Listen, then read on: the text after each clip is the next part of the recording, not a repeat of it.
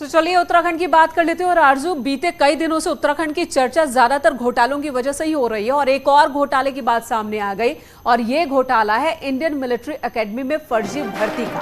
बिल्कुल, ये मामला सामने आया। यहाँ छात्रों से 5 से 7 लाख रुपए देकर 25 युवकों को ज्वाइनिंग लेटर थमा दिए गए और ये सभी युवक कुक पद पर ज्वाइनिंग के लिए पहुंचे थे। लेकिन जब ये IMA ज्वाइनिंग के लिए पहुंचे तो इन्हें पता चला कि ज्वाइनिंग लेटर ही फर्जी। जी हाँ, यानी कि इनसे पैसे तो ले लिए गए लेकिन इन्हें नकली फर्जी लेटर पकड़ाया गया, ज्वाइनिंग लेटर पकड़ाया गया जो कि फर्जी, नकली और इनकी कोई औपचारिक ज्वाइनिंग नहीं हुई थी। बताइए जा रहा युवकों है के साथ ये धोखा। बिल्कुल, 5 से 7 लाख रुपए लिए गए थे मेनका और 25 युवकों से ये पैसे लेकर फर्जी ज्वाइनिंग कराई जा रही थी। और इसी बीच देहरादून से एक और बड़ी खबर आ रही है। यहाँ पर बाल आयोग की टीम दून डिफेंस एकेडमी पहुंची। बताया जा रहा है कि हॉस्टल के कुक पर नाबालिग से छेड़छाड़ का आरोप लग रहा है। बहुत ही गंभीर ये मामला। शिकायत मिलने के बाद बाल आयोग की टीम पहुंची थी। बाल आयोग की अध्यक्ष गीता खन्ना ने कहा कि दून डिफेंस एकेडमी में कई अव्यवस्थाएं उन्होंने देखी है। हॉस्टल संचालिका भी डॉक्यूमेंट्स नहीं दिखा सकी। एकेडमी में कई खामियां पाई गई हैं। बड़ी खबर इस वक्त की आपको बता रहे हैं, संचालिका कोई डॉक्यूमेंट्स नहीं दे पाई है। वहां पर हॉस्टल के कुक पर छेड़छाड़ का आरोप लगा है। नाबालिग से छेड़खानी के आरोप लगे और इसी शिकायत पर पहुंची थी जांच करने के लिए ये टीम और देखा कि वहां पर कई और व्यवस्थाएं बिल्कुल पूरी तरह से चरमराई हुई हैं। जांच छेड़छाड़ की चल रही थी लेकिन जब वहां पर जांच की गई तो पता चला कि कई तरह की अव्यवस्थाएं इस एकेडमी में हैं।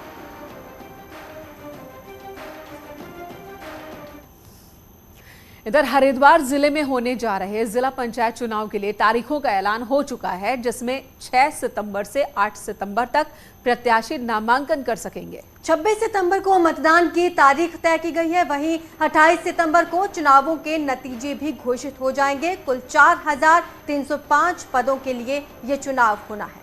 हरिद्वार जिले में 318 ग्राम पंचायतें हैं, 221 क्षेत्र पंचायत, 14 जिला पंचायत सदस्य की सीटें हैं। वहीं 3722 पद ग्राम पंचायत सदस्यों के हैं। डीएम विनय शंकर पांडे ने कहा कि त्रिस्तरीय पंचायत चुनाव के लिए प्रशासन ने तैयारियां कर रखी हैं। चुनावों में आदर्श आचार संहिता का पूरी तरह से पालन कराया जाएगा और जिलों में निष्पक्ष रूप से चुनाव संपन्न होंगे। आपको बता दें, मार्च 2021 में पंचायतों का कार्यकाल खत्म हो गया था, जिसके बाद से ही लगातार प्रशासक पंचायत स्तर पर होने वाले कामकाज को देख रहे थे, लेकिन अब पंचायत चुनाव की तारीखें घोषित कर दी गई है। उत्तराखंड गवर्नमेंट के पंचायत राज विभाग ने इसका त्रिस्तरीय पंचायत निर्वाचन की यहाँ पर पूरी एक शेड्यूल जारी कर दिया है। कल उम्मीद है कि राज्य निर्वाचन आयोग उसका जारी करेगी अधिसूचना और वहाँ से जारी होने के उपरांत फिर जिला प्रशासन की तरफ से जारी किया जाएगा। जो अभी शेड्यूल जारी हुआ है उसके मुताबिक 6 तारीख से निर्वाचन में नामांकन की प्रक्रिया प्रारंभ होगी। 6, 7, 8 3 दिन रखा गया है नामांकन के लिए। फिर 9 से 11 तक उसकी स्क्रूटनी होगी। 13 को चुनाव चिन्ह आवंटन है और 26 को मतदान और 28 सितंबर को मतगणना का समय निर्धारित किया गया है। तो सवाल ये कि क्या उत्तराखंड में भी कांग्रेस के भीतर कोई गुलाम नबी आजाद हैं जो आने वाले दिनों में पार्टी को गच्चा देने वाले हैं? ये बात कहीं और से नहीं बल्कि खुद कांग्रेस के भीतर से ही उठ रही है। देखिए ये रिपोर्ट और क्यों कहा जा रहा है कि कांग्रेस के अंदर उत्तराखंड में भी कई गुलाम नबी आजाद मौजूद हैं।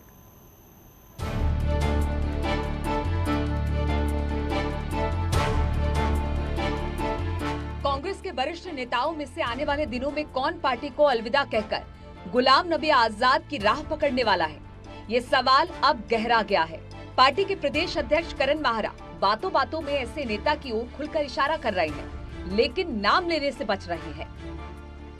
देखिए, आने वाले समय में जो पार्टी छोड़ के जाएंगे, चाहे वो सांसद के चुनाव है, चाहे वो एमएलए के चुनाव है या चाहे कोई पाला बदले, तो वो उनको मैं गुलाम नबी आजाद की ही श्रेणी में लूंगा। कांग्रेस प्रदेश अध्यक्ष का ये बयान कोई हल्का बयान नहीं है। प्रीतम, हरीश रावत, यशपाल आर्या, गणेश गोदियाल जैसे खेमों में बटी कांग्रेस से किसी बड़े नेता के पार्टी छोड़कर जाने की चर्चा गर्म है, लेकिन कांग्रेस प्रदेश अध्यक्ष के बयान के बीच पूर्व सीएम हरीश रावत की राय बिल्कुल जुदा है। रावत का दावा है कि उत्तराखंड कांग्रेस में कोई ऐसा नेता नहीं जो गुलाम नबी आजाद की राह पकड़े। कांग्रेस की स्थिति बहुत अच्छी है। जिस हिसाब से देश में स्थितियाँ बनी है उस तुलना में उत्तराखंड में अभी भी कांग्रेस की स्थिति बहुत अच्छी है। हम 4% तो पीछे हैं। यदि कोई जनूनी आदमी मिल जाएगा, कोई बहुत तरीके से काम करे, 2027 तक भाजपा हमसे कई % पीछे हो सकती है। हरीश रावत भले ही इनकार करे, लेकिन धुआं यूं ही नहीं उठता। जाहिर है प्रदेश अध्यक्ष करण माहरा का बयान बहुत कुछ साफ कर रहा है। साफ है उत्तराखंड कांग्रेस के भीतर मौजूद गुलाम नेता को आजाद होने के लिए सही समय का इंतजार है, और ये चेहरा कौन होगा इसके लिए अभी थोड़ा इंतजार करना होगा। न्यूज़ 18 के लिए देहरादून से दीपांकर भट्ट के साथ हल्द्वानी से शैलेंद्र सिंह नेगी की रिपोर्ट। उत्तराखंड कांग्रेस की दरअसल सबसे बड़ी परेशानी भी यही है, कई गुट, और ये स्थिति लगातार बनी हुई है। उत्तराखंड कांग्रेस के बीच बड़े नेताओं के बीच गुटबाजी जोरों पर है, और इसी बात से परेशान होकर अब कांग्रेस नेता महेंद्र राणा ने पार्टी से इस्तीफा दे दिया है। उनका कहना है कि पार्टी की चिंता किसी को नहीं है और हर नेता अपनी लड़ाई में लगा हुआ है। इतना ही नहीं, सीनियर नेता प्रीतम सिंह को नजरअंदाज किया जा रहा है, ये बात कही उन्होंने। महेंद्र राणा राज्य ब्लॉक प्रमुख संघ के अध्यक्ष हैं और उनकी गिनती प्रीतम सिंह गुट के नेताओं में होती थी। वहीं बीजेपी का कहना है कि कांग्रेस की पूरे देश में क्या हालत है, ये बात गुलाम नबी आजाद देश को बता चुके हैं, और उत्तराखंड में तो हालत और भी खराब है। देखिए, जिस तरह से पार्टी में गुटबाजी चल रही है और प्रीतम सिंह को जिस तरह से इन्होंने नेगलेक्ट किया है, तो मैं बड़ा आहत हूँ। और अभी भी इस तरह की गुटबाजियाँ पार्टी में चल रही हैं, तो मुझे लगा कि भाई इससे अच्छा मैं इस पार्टी से अलग हो जाऊँ। क्या मतलब कांग्रेस लुप्त प्राय होती जा रही है, तो उसी का ये परिणाम है। उत्तराखंड राज्य में जैसा आपने अभी जिक्र किया, यदि इस स्तर के कांग्रेस के सब कार्यकर्ताओं में भगदड़ मची हुई है, तो जाहिर है कि क्या स्थिति है कांग्रेस की। टिहरी बांध को बनाने वाली टीएचडीसी में 25% हिस्सेदारी को लेकर उत्तराखंड सुप्रीम कोर्ट में एक बार फिर से अप्रोच करने जा रहा है। ये मामला पिछले 12 सालों से सुप्रीम कोर्ट में यूपी और उत्तराखंड के बीच में फंसा हुआ था। 80 के दशक में टिहरी बांध बनना शुरू हुआ था, जो अब देश के सबसे बड़े हाइड्रो बिजली प्रोजेक्ट में शामिल है। बांध को लेकर 1988 में टिहरी हाइड्रो डेवलपमेंट कॉरपोरेशन यानी कि टीएचडीसी बनाया गया। इस कॉरपोरेशन में 75% हिस्सेदारी केंद्र सरकार की और 25% हिस्सेदारी उत्तर प्रदेश सरकार की है। राज्य बनने के बाद उत्तराखंड ने सुप्रीम कोर्ट में 25% हिस्सेदारी को लेकर गुहार लगाई, लेकिन हल्की पैरवी के चलते बात बन नहीं पाई। अब उत्तराखंड ने सुप्रीम कोर्ट में पूर्व अटॉर्नी जनरल मुकुल रोहतगी की मदद ली है। इस मामले में अब अगले हफ्ते सुनवाई हो सकती है, जिस पर सबकी नजरें बनी हुई है। देखिए, ये यूपी और उत्तराखंड के बीच में डिस्प्यूट है जो कि सुप्रीम कोर्ट में अभी लंबित है। ये एक बार सुप्रीम कोर्ट ने उत्तराखंड के फेवर में डिसाइड कर लिया था, लेकिन वो एक्स पार्टी डिसीजन हुआ था, यूपी की तरफ से पैरवी नहीं हुई थी। उसकी वजह से उत्तर प्रदेश गवर्नमेंट ने उसमें रेस्टोरेशन एप्लीकेशन दाखिल किया था। तो रेस्टोरेशन एप्लीकेशन एक्सेप्ट होकर के रेस्टोर हो गया है। उसके बाद से हमारी तारीख नहीं लगी है, तो अब हम इसको सीरियसली पैरवी करेंगे। और भारत सरकार के महाधिवक्ता की राय ऑलरेडी उत्तराखंड के फेवर में है। भारत सरकार का स्टैंड भी उत्तराखंड के फेवर में है। उत्तराखंड में आने वाले दिनों में नए जिले बन सकते हैं। सरकार ने इस प्लानिंग पर काम शुरू कर दिया है। अलग अलग सरकारों में उठने वाले जिलों की मांग सीएम धामी की सरकार में जल्द पूरी हो सकती है, और 1-2 नहीं बल्कि 5 नए जिलों का जिक्र हो रहा है।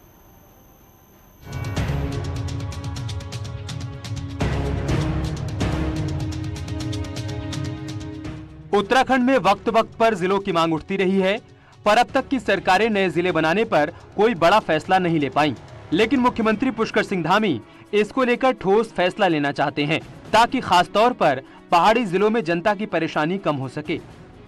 सूत्रों के मुताबिक राजस्व परिषद की कमेटी को 70 जगहों के सुझाव दिए गए हैं जिन्हें जिला बनाया जा सकता है, लेकिन 5 जगहों पर फोकस किया गया है जिन्हें जिला बनाया जा सकता है, जिसमें डीडीहाट, केदारनाथ, यमुनोत्री, कोटद्वार और काशीपुर की चर्चा तेज है।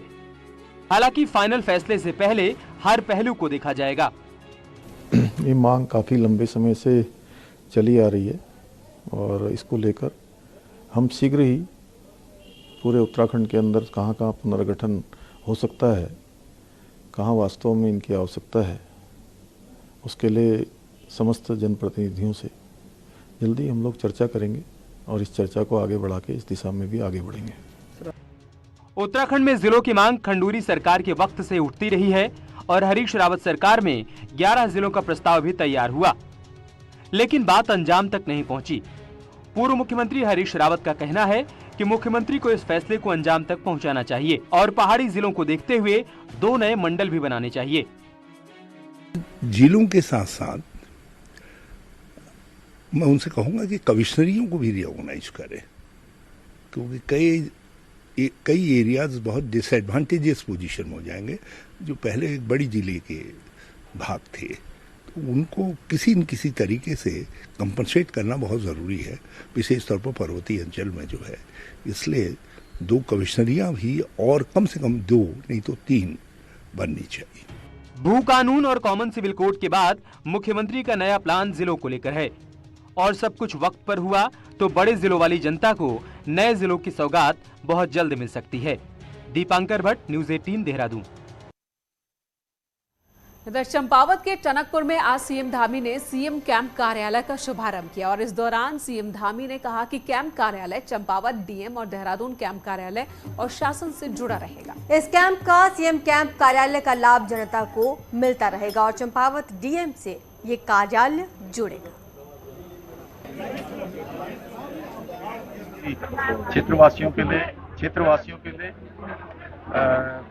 लगातार उनकी सेवा करने का काम करेगा।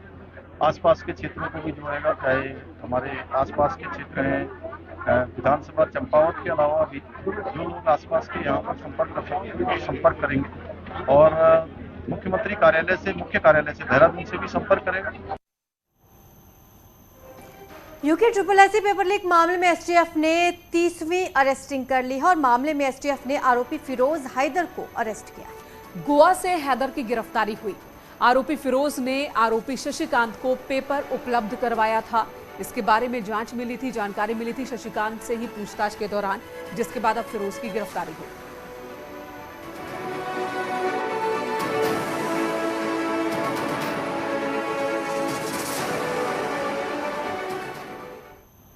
और चंपावत पहुंचे सीएम धामी ने पेपर लीक घोटाले को लेकर भी कहा, एक बयान दिया और कहा कि उनकी सरकार तेजी से और कड़ी कार्रवाई कर रही है इस मामले में।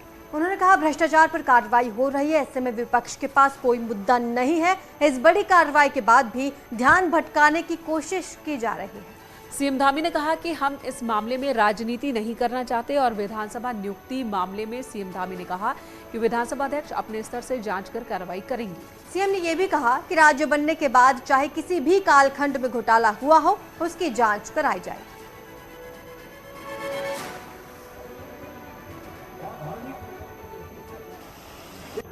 देखिए, विपक्ष के पास सही मामले में कोई मुद्दा नहीं है और भ्रष्टाचार के खिलाफ हम लोगों ने स्वयं ही मुहिम छोड़ी है और ये कोई इसका हम राजनीतिकरण नहीं करना चाहते हैं। हमने कहा है कि इसमें ये बात नहीं है कि किस कालखंड में कौन सा घोटाला हुआ, कौन से घपले हुए हैं।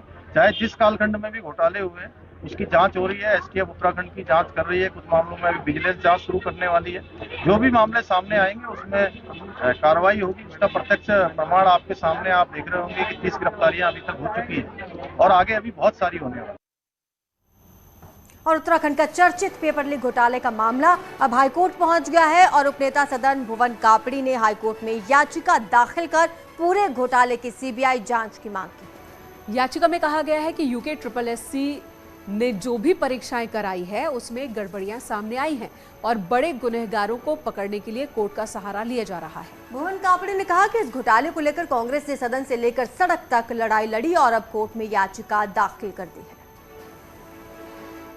तो ऐसे में जरूरी है कि इसकी व्यापक जांच के लिए और जो प्रभावशाली लोग हैं, सफेदपोश लोग हैं, बड़े अधिकारी हैं, उन सब को भी जो इसमें जिनका इसमें रोल रहा है उनको पकड़ने के लिए जरूरी है कि अब इसकी केंद्रीय जांच एजेंसी सीबीआई से इसकी जांच कराई जाए। यही मांग हम कर रहे हैं।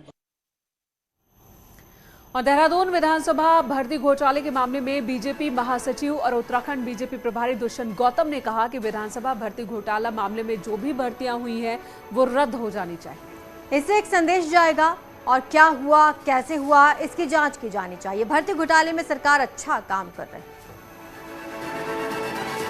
भर्ती घोटाला हुआ है, जो पेपर लीक हुआ है, उस सब के अंदर इंक्वायरी बैठ चुकी है और अनेकों ने गिरफ्तारी हो चुकी है। मैं उत्तराखंड के मुख्यमंत्री का धन्यवाद करता हूँ। प्रथम दृष्टया ही उन्होंने इस पर कानून कार्रवाई की है और जो गुनाहगार हैं उनको सजा मिलेगी।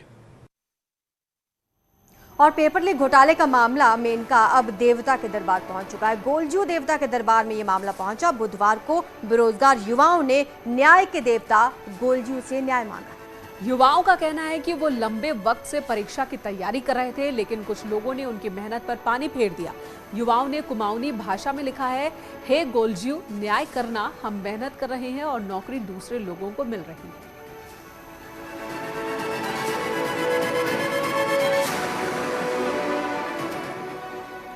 और उत्तराखंड में सरकारी नौकरियों में हुए फर्जीवाड़े को लेकर लगातार नए खुलासे हो रहे हैं। अब बीच हल्द्वानी स्थित उत्तराखंड ओपन यूनिवर्सिटी में भी फर्जीवाड़े की खबर आ रही है।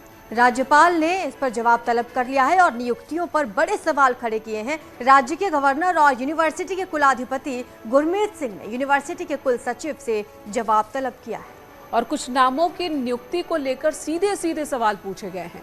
राज्यपाल की ओर से पूछा गया है कि एजुकेशन में प्रवेश कुमार सहगल, पत्रकारिता विभाग में राकेश रयाल की नियुक्ति किस आधार पर की गई है। इन नियुक्तियों का आधार मांगा गया है, साथ ही तुरंत जवाब देने को कहा गया है। राकेश स्याल और कमल देवलाल समेत इन सभी नियुक्तियों पर राज्यपाल को गड़बड़ी होने की शिकायत मिली थी, जिस पर इनके पुराने एकेडमिक्स अनुभव को लेकर भी सवाल पूछा गया है। और सूत्रों के मुताबिक इसे लेकर जवाब भी राजभवन पहुंच चुका है।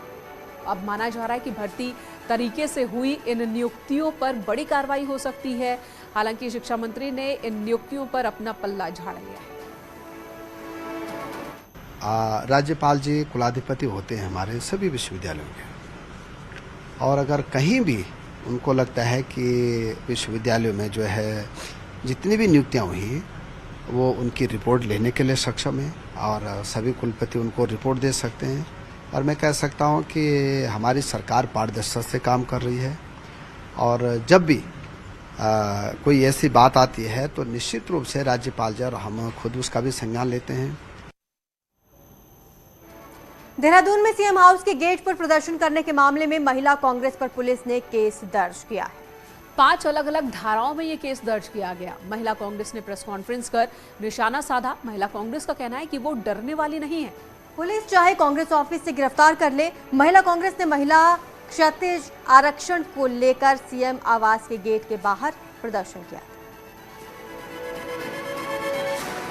कोई बात नहीं, आपने जो धाराएं लगाई, हम लोग हमारी जो महिला कांग्रेस है और महिला कांग्रेस से जिन महिलाओं के ऊपर अपने धाराएं लगाई है, हम लोग ना डरने वाली हैं और ना ही हम इस पे कोई जमानत करने वाले हैं।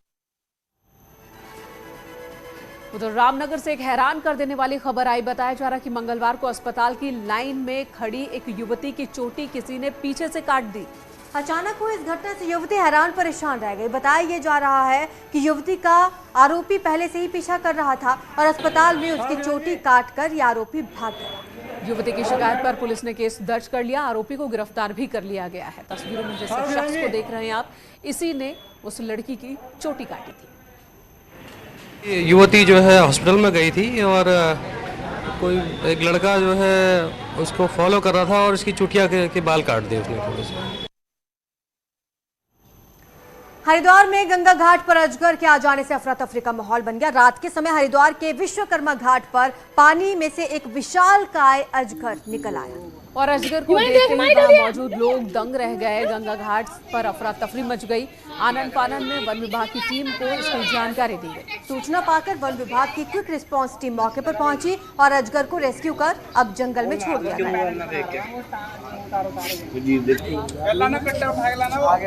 शेयर कर दूंगा मैं वीडियो, टेंशन मत लो। अल्मोड़ा के द्वाराहाट के 26 गांव में एक महिला घास लेने गई थी, लेकिन वापस लौटी नहीं, जिसके बाद ग्रामीणों ने गुलदार का निवाला बनाए जाने की आशंका जताई है। वहीं स्थानीय लोगों की सूचना पर वन विभाग अब सर्च ऑपरेशन चला रहा है, लेकिन अभी तक कोई सुराग नहीं मिल पाया। अरे पक्को चाहे है पक्को। 26 गांव जो कि कपड़ा के पास पड़ता है द्वाराहाट रेंज में, वहां पर एक महिला गायब है और कल शाम से उसकी खोजबीन जारी है, जिसमें कि वन विभाग तथा क्षेत्रवासी तथा प्रशासन के लोग भी लगे हुए हैं। अभी तक कोई भी बॉडी बरामद नहीं हुई है, इसलिए यह स्पष्ट नहीं कहा जा सकता कि वहां पर स्थिति क्या है। देश भर में आज से गणेश उत्सव की शुरुआत हो चुकी है। धर्मनगरी हरिद्वार के प्रसिद्ध दक्षेश्वर मंदिर में गणेश उत्सव शुरू हुआ। अखाड़ा परिषद के अध्यक्ष महंत रविंद्र पुरी ने विधि विधान के साथ भगवान गणेश की पूजा अर्चना की और इसी के साथ हरिद्वार के गीता भवन में भी गणेश जी की भव्य मूर्ति की स्थापना की गई। गीता भवन में लगाई गई भगवान की भव्य मूर्ति आकर्षण का केंद्र बनी हुई है। तो गणेश की स्थापना विसर्जन के लिए करते हैं। आज वो पर्व प्रारंभ हुआ है और आने वाले 10 दिन तक भगवान का पूजन होगा। उसके बाद सभी भक्तों और संतों के साथ में भगवान का विसर्जन गंगा माँ की गोद में किया जाएगा।